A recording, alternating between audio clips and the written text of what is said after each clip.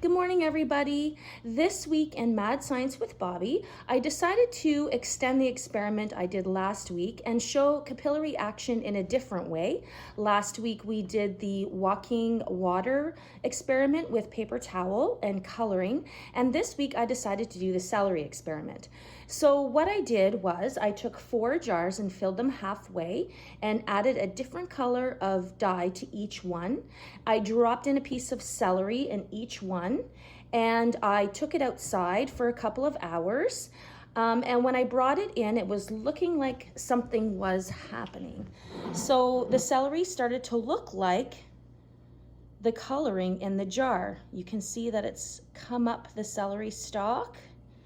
And again, that's called capillary action. Now this is after 2 days of sitting in the water. So what you and your child could do is start the experiment and maybe observe it after a couple of hours and see it starting to come up the celery.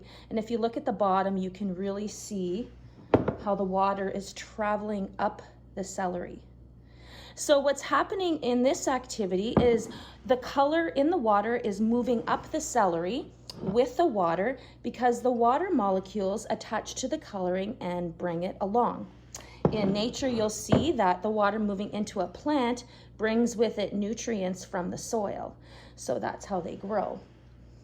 So I hope you get a chance to try this experiment, and if you can, send us a picture or a video of you and your child doing it. We would really love to see what comes out of that. So take care of yourself, and we'll see you next week. Bye.